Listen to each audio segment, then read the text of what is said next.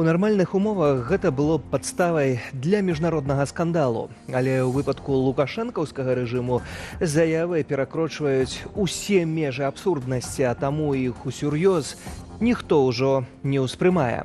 Хаця закіды сур'ёзныя. Следчы камітэт Беларусі заяўляе пра забойствы польскімі вайскоўцамі 241 чалавека, сярод якіх жанчыны і дзеці.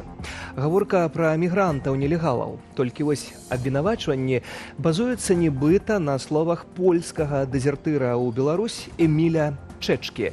І тут ёсць нюанс. Яго знайшлі павешаным у месцы пражывання ў Менску. Сведкаў і сведкі брак. А сведчанні чаго заўгодна ёсць. Вітаю ў аб'ектыве, Сергей Падсасонны, а ў нашым выданні.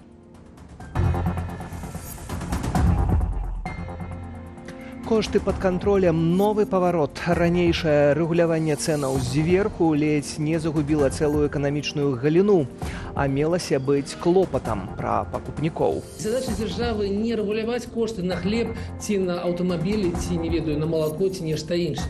Задача дзяржавы ствараць умовы. Тое, што ўлады называюць выбарамі, не можа быць празрыстым, свабодным ды справядлівым, дэкларуе Еўрапарламент, але праваабаронцы рыхтуюцца да назірання. Кіраўнічы склад усіх выбарчых камісіяў гэта людзі, якія дзейнічаюць па паняццях рэжыму, цалкам лаяльны рэжыму і гатовыя парушаць што заўгодна дзеля таго, каб даць канкрэтны вынік.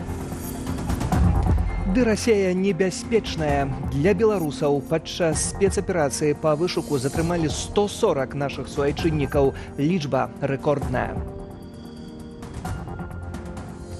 Моцна адсочваюць все перамяшчэнні грамадзянаў, засяленне ў гатэлі. Нават у значнай ступені пачалі рабіць ідэнтыфікацыю твару. А пачынаем з цэнаў на ланцугу. Дзяржава трымае тыя, уцякаюць. Рэгуляванне коштаў зверху працуе з праблемамі, і прадстаўнікі бізнесу выступаюць за змены сістэмы, якую ўлады ўвялі яшчэ ў 2022 годзе, а пасля неаднойчы карэктавалі. Цяпер чыноўнікі кажуць пра неабходнасць чарговай трансфармацыі ды абяцаюць лібералізацыю. Ці гэта спрацуе? Ірына Юр'ева. Сістэму дзяржаўнага рэгулявання цэнаў у Беларусі чакае эвалюцыя, якая менавіта мае вырашыць Савет развіцця прадпрымальніцтва на пашыраным паседжанні 31 кастрычніка. Удзельнікі сустрэчы, чыноўнікі і прадстаўнікі бізнесу. Свае прапановы да ўладаў яны анансавалі яшчэ да афіцыйнага паседжання. Малый и средний бизнес нужно, мы считаем, освободить от значительного списка товаров и услуг, которые подлежат государственному регулированию. По одной простой причине, что сегодня порядка более 70, а то и 80% товарооборота, как минимум продуктов питания, делается крупными сетями. Пра тое, што сістэма дзяржаўнага рэгулявання цэнаў у Беларусі патрабуе трансфармацыі, сёлета ў кастрычніку казаў міністр антыманапольнага рэгулявання і гандлю Алексей Богданов. Чтобы она была справедливая для всех участников экономического процесса, и для производителей, и для импортеров, и для торговли, и, соответственно, был удовлетворен потребитель, покупая товар по справедливой цене. І дзеля гэтага, адзначыў чыноўнік, умяшанне дзяржавы ў працэсы цэнаўтварэння мае быць найменшым. Прыняць жа альтэрнатыўную сістэму рэгулявання цэнаў могуць ужо на лета. Найбольш справядліва кошты рэгулюе рынок. І задача дзяржавы не рэгуляваць кошты на хлеб ці на аўтамабілі, ці, не ведаю, на малако, ці нешта іншае. Задача дзяржавы ствараць умовы, каб развівалася канкурэнцыя і каб было шмат тых самых людзей, якія прапануюць гэтую прадукцыю на рынок. Мараторый на кошты 2 гады таму загадаў увесці Лукашенко, абурыўшыся нібыта маніпуляцыямі з боку вытворцаў. Расчленили дохлую курицу, впихнули в полиэтиленовый пакет новый товар. Гэткім чынам Лукашенко хацеў паказаць клопат пра спажыўцоў. Аднак амаль праз 2 тыдні татальную забарону замянілі жорсткім рэгуляваннем паводле 713 пастановы Савету міністраў. У дакуменце вызначылі максімальныя надбаўкі, якія маглі ўсталёўваць вытворцы і пастаўнікі на шэраг тавараў. Сёння ў гэтым пераліку больш за 300 пазіцыяў. Но это самое сложное в этой так называемой рыночной экономике – урегулировать цены по всей стране. Каб жа спраўдзіць выкананне пастановы, чыноўнікі самі правяралі цэннікі ў крамах. Адной з першых на рэйды выйшла старшыня Савету Рэспублікі Наталья Качанова. Тых, хто цэны ўстрымаць не мог, прыцягвалі да адказнасці. Распачата каля 50 крымінальных справаў. Вядома, караюць рублём. Гэтак сёлета ў кастрычніку кампаніі, якая развівае гандлёвую сетку «Алмі», прысудзілі больш за 15 тысяч рублёў штрафу. Перш за ўсё, чаго дамагліся гэтай пастановы, мы, канешне, бачылі, так скажем, навідавоку. Это закрыццё буйных гандлёвых сетак. Гэта сыход інвестараў тых же гандлёвых сетак, уласнікаў таго ж Бусліка і так далей. Гэта немагчымасць выхаду на рынок іншых сетак, таму што яны глядзяць, што не могуць зрабіць празрыстае цэнаўтварэнне. 713-ю пастанову 5 разоў карэктавалі, але, падобна, працаваць яна так і не пачала. Ва ўсялякім разе больш за 80% нашых гледачоў зазначылі, што цэны ў Беларусі працягваюць расці. Таму асаблівага клопату за свой гаманец беларусы не адчулі. Забралі грошы ў тым ліку і тых людзей, які прадукуюць прадукцыю. Але калі мы кажам пра дзяржаўныя заводы, то яны са стратамі пайдуць зноў за грашыма ў бюджэт. І зноў насельніцтва, як быццам атрымаўшы некаторыя грошы, зноў заплаціць за гэтыя страты дзяржаўных прадпрыемстваў. Але прыватныя прадпрыемствы, конечно, знаходзяцца ў значным горшым становішчы. Выйсце беларускія вытворцы шукаюць на іншых рынках збыту прадукцыі. Прынамсі плануюць выходзіць на Расею, дзе цэны на тавары вышэйшыя, чым у нашай краіне. Ірына Юрыева, Белсат. Прыйшоў час на перадвыбарчыя пернікі. Яшчэ на 5 гадоў працягнулі тэрмін дзеяння праграмы сямейнага капіталу. Такім чынам, шматдзетныя сем'і могуць разлічваць на падтрыманне ажно да 2029 года. Датэрмінова скарыстаць сродкі дазваляецца на будаўніцтва жытла. Прадугледжваецца магчымасць і аплаты навучання ці праходжання сацыяльнай рэабілітацыі асобаў дзяцей з інваліднасцю. Яшчэ адзін указ, але датычны палёгкі для пенсіянераў. Лукашенко падпісаў напярэдадні. Паводле дакументу з 1 студзеня 2025 асобы сталага веку, якія працуюць, будуць атрымліваць пенсію ў поўным аб'ёме. Такую захаду ўлады патлумачылі павышэннем эфектыўнасці выкарыстання на рынку працы пенсіянераў, то бок стымуляваннем заставацца іх на працоўных месцах, што прадыктавана нястачаю кадраў. На сёння у банку вакансіяў амаль 170 тысяч прапановаў. Таксама указ спрашчае працэдуру збору дакументаў для налічэння пенсіі і захоўваецца магчымасць атрымоўваць выплаты праз пошту. А цяпер пра адзіноту ды самоту, але гэта не раман Маркіса, і Лукашэнку на ягоных выбарах яна не пагражае. Учора быў адзін, сёння ўжо падалі дакументы ў цэнтр выбаркам прэтэндэнты-спойлеры. Між іншага, былая прэсавая сакратарка МУС Ольга Чамаданова. Але зацятай барацьбы не будзе, бо вынікі ўжо вядомыя і нам, і вам, і ім. І кароль тут голы, і шоу несапраўдная. Уладзіслаў Корсак.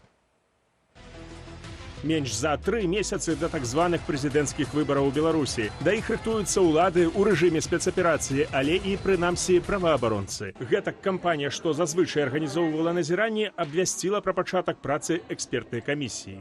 Компания будет использовать открытые данные. Также мы будем призывать людей заполнять форму на том сайте компании, который будет вскоре запущен.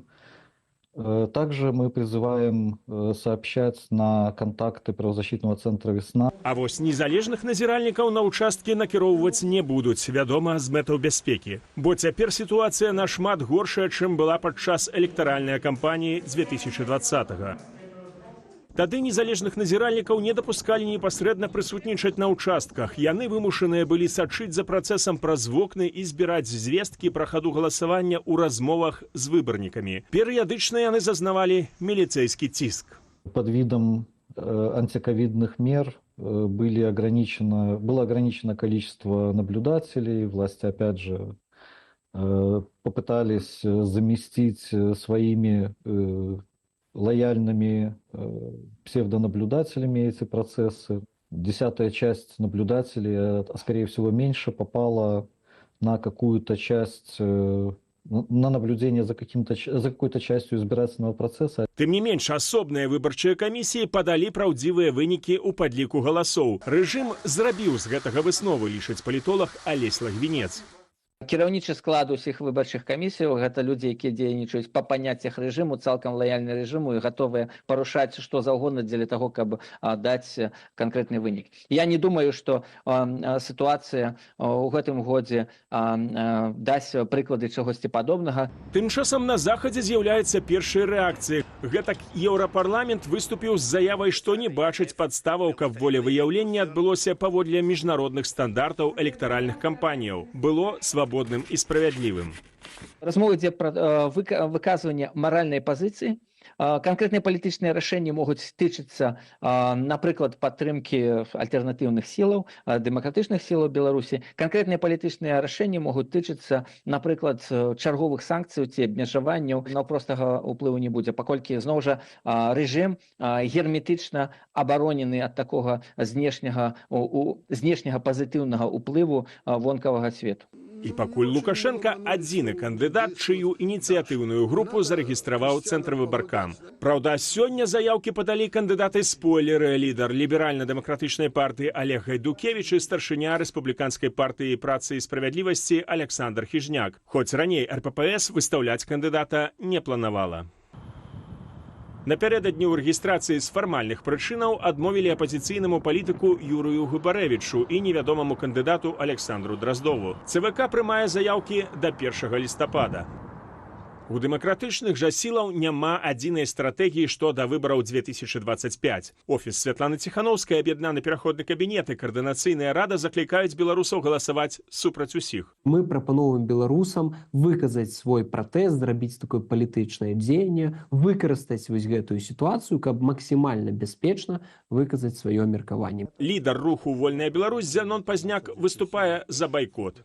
Калі выбараў няма і з гэтым згаджаюцца ўсе тыя, хто змагаецца з Лукашэнкам, і ўсе тыя, хто знаходзіцца ў Беларусі і не падтрымлівае Лукашенка, то які сэнс галасаваць ці ўдзельнічаць у працэсе, якога агульна па нашым меркаванням не існуе. Партыі «Народная грамада», беларуская хрысціянская дэмакратыя і аргкамітэт для стварэння партыі «Краіна для жыцця» абвясцілі о правядзенні кампаніі пад назвай «Мой прэзідэнт сядзіць у турме». Яны прапаноўваюць беларусам замежжа ладзяць розныя акцыі ў падтрымку палітзняволеных.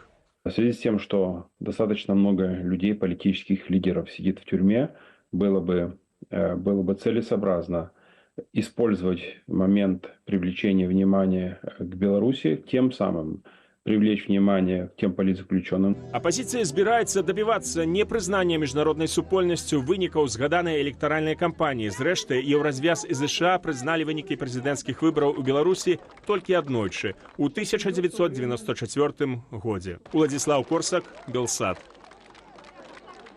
А у нас крышку саморекламы. Берем у руки ваши смартфоны, наводим на QR-код на ваших экранах ці мониторах, ды трапляем на наш телеграм-канал. Галоўная умова мусіць быць бяспечна для вас.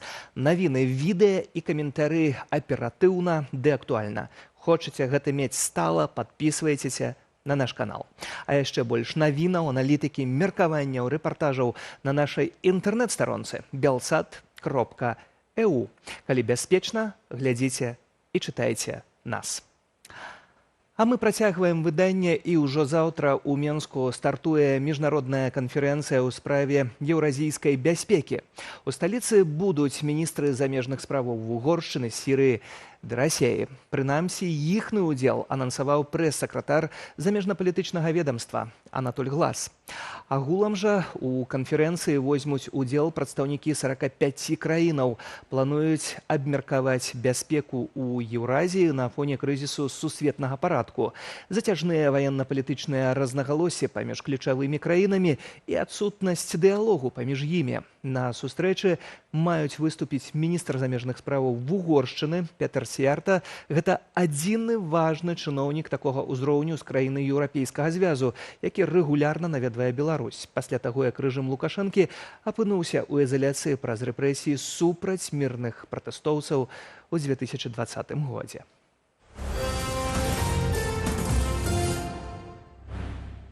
Садружнасць незалежных дзяржаў як тэрыторыя небяспечная для беларусаў, а ў лічбах 2 дні і 300 асобаў. Столькі беларусаў, што знаходзяцца ў вышуку ў нашай краіне, затрымалі на тэрыторыі СНД. Большасць выявілі ў Расіі. Наста Печанькова.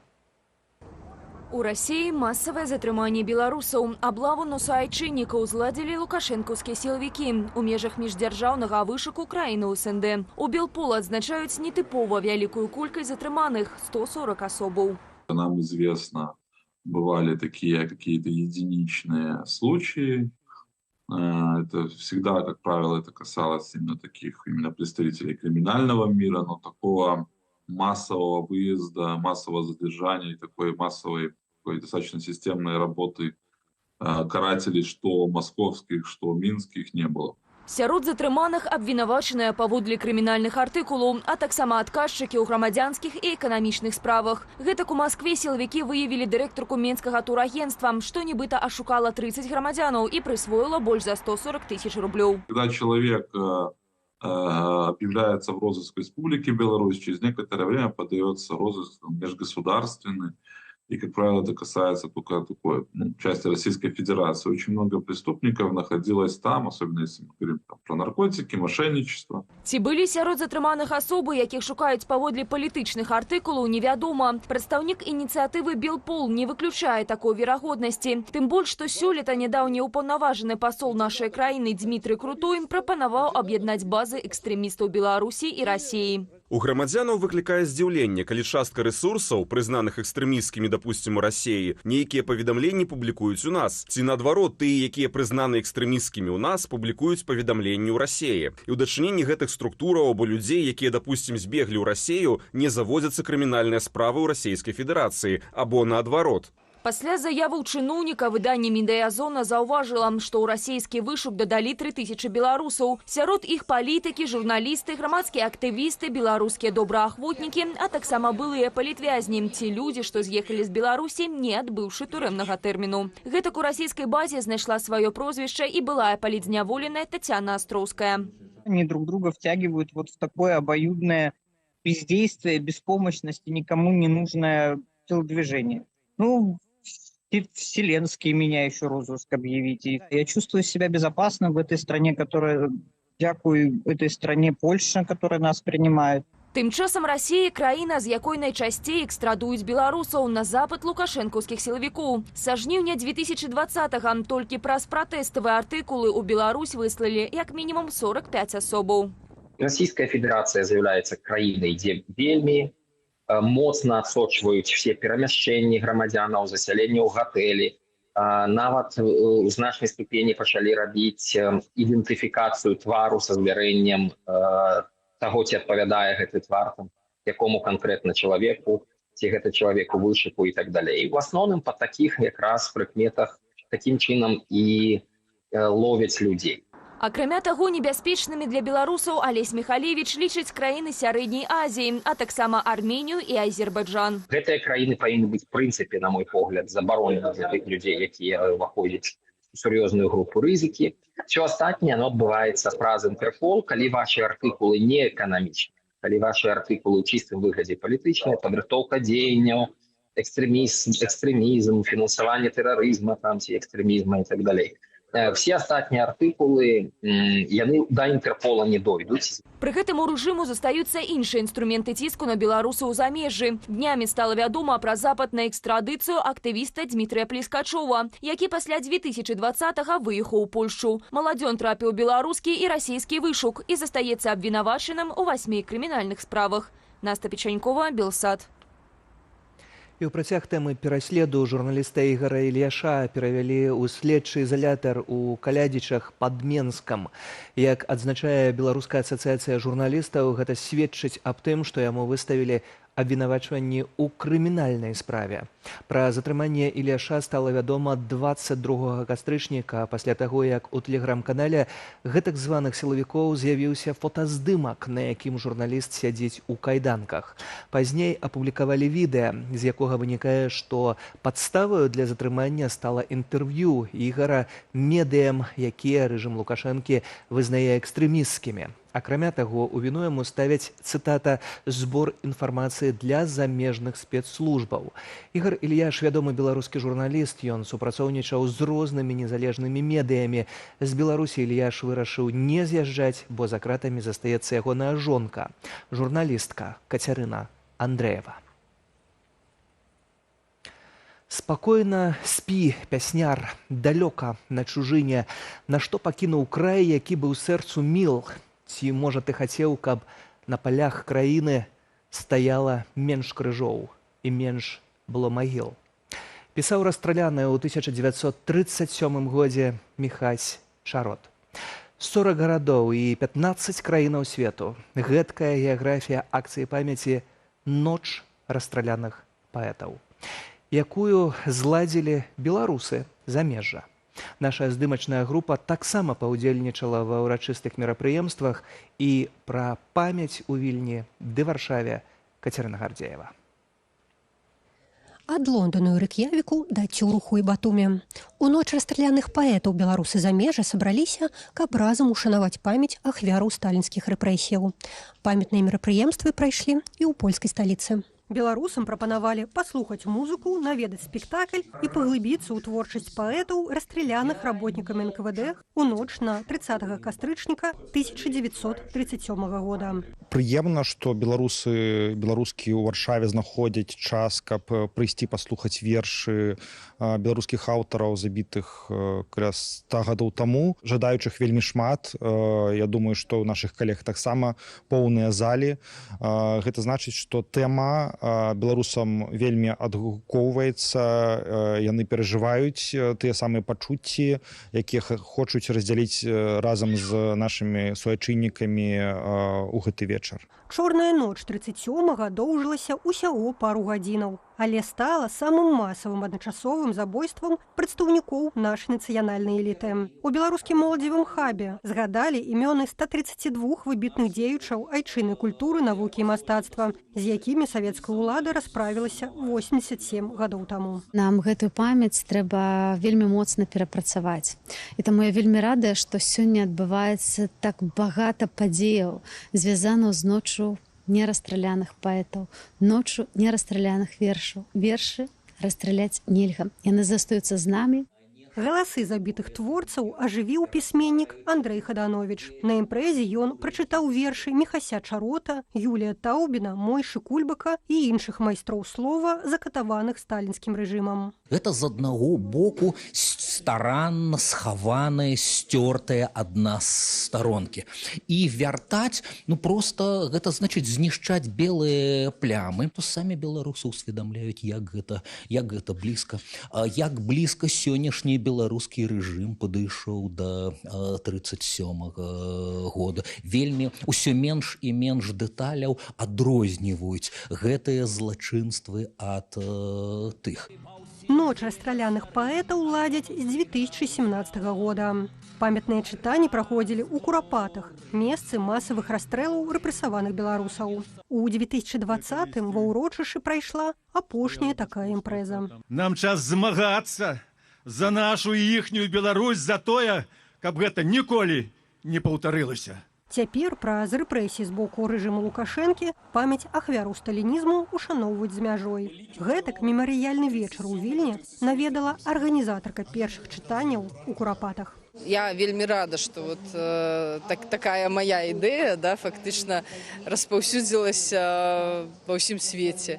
Вельмі шкада, конечно, што ў Менску нельга ушаноўваць памяць, але я спадзяюся, што мы вернемся ў Менск і будзе гэтая дата афіцыйнай датай памяці ўсіх рэпрэсаваных. У літоўскай сталіцы акцыя прайшла ў сімвалічным месцы на вуліцы Ахвяраў, дзе калісьці месціўся мясцовы філіал КДБ. Мы працягваем вось гэты важны, вельмі такой, я бы назваў гэта інфармацыйна такой мемарыяльны ланцуг, які мусіць стаць такім плотам, такім бар'ерам для працягу рэпрэсій, для працягу таго жаха, які працягвае адбывацца ў Беларусі. Дзейныя ўлады няспынна працягваюць справу сталінскіх чэкістаў. Гэтак, паводле праваабарончага цэнтру «Вясна», з 2020 года больш як 6000 чалавек асуджаныя паводле палітычных артыкулаў. Вядома пра 6 асобаў, якія загінулі ў няволі. Кацярына Гардзеева, Белсат.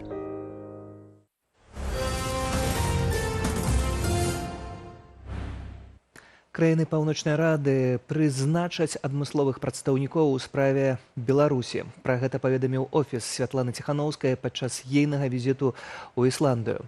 Абраная прэзідэнтка Беларусі сустрэлася з міністрамі замежных справаў і высокапастаўленымі дыпламатамі краінаў Паўночнай Рады. Чаму гэта важна для дэмакратычных сілаў Белсату, распавёў дарадца ў пытаннях дыпламаты з офісу Святланы Ціханаўскай Дзяніс Кучынскі. Перадусім хочу адзначыць, што гэта вельмі такі важны гістарычны насамрэч удзел нашай абранай прэзідэнткі. Это першыню за 4 гады, калі Святлану Ціханаўскую запрасілі на найвышэйшым узроўні прыняць афіцыйны ўдзел у паседжанні Паўночнай Рады і ўласна Рады міністраў паўночных краін. І наогул это адна з найважнейшых рэгіянальных арганізацый паўночных краін па супрацоўніцтву паміж іх парламентамі, урадамі, якая гістарычна падтрымлівала і правы чалавека, і грамадзянскія ініцыятывы арганізацый. А цяпер пераносімся за акіян выбарчай жарсці на фінішнай прамой. Гэрыс ці Трамп? Выбарцы вырашаць ужо менш як праз тыдзень, хто будзе гаспадарыць у Белым доме наступныя 4 гады. Заключныя перадвыбарчыя прамовы агучаныя, а на мітынг Камалы Гэрыс у Вашынгтоне выправіўся мой калега Ігор Куляй.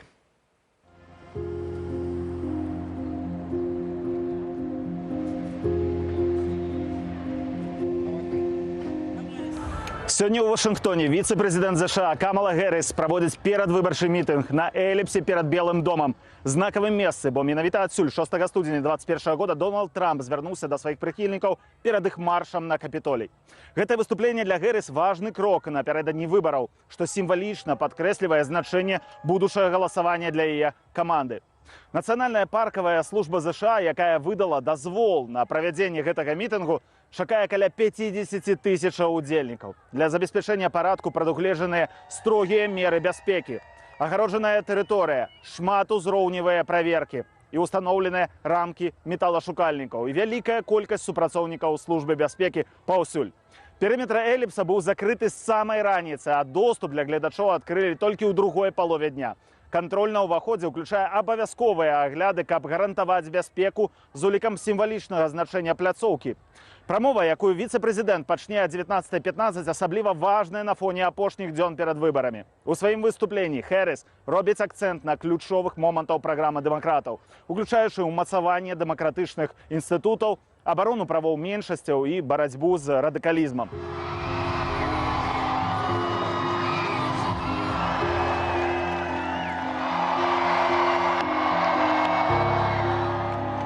We know who Donald Trump is.